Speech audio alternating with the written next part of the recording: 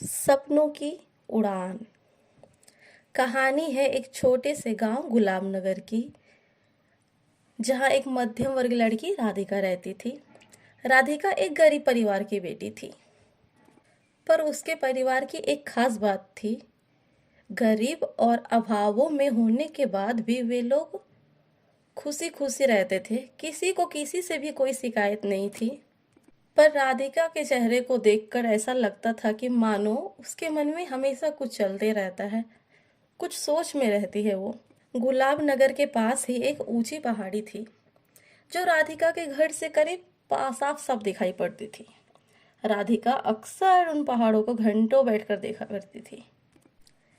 एक दिन जब राधिका पढ़ने गई तो उसे लाइब्रेरी में एक किताब मिला।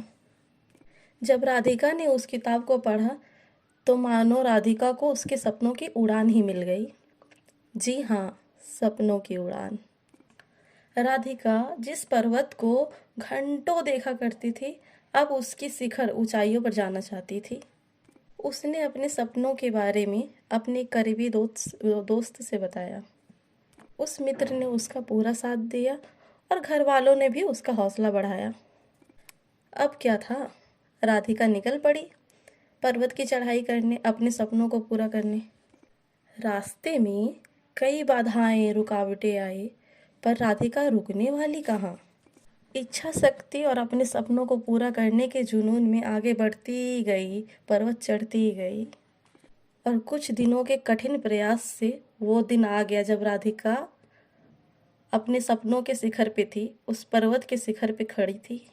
मतलब राधिका अपने सपनों की उड़ान भर चुकी थी। इस तरह हम देखते हैं कि राधिका के सपनों की उड़ान ने हमें यह तो सिखा दिया कि एक सपना उसे पूरा करने की दिशा और हमारा प्रयास हमारे सपनों की उड़ान को पूरा करता है।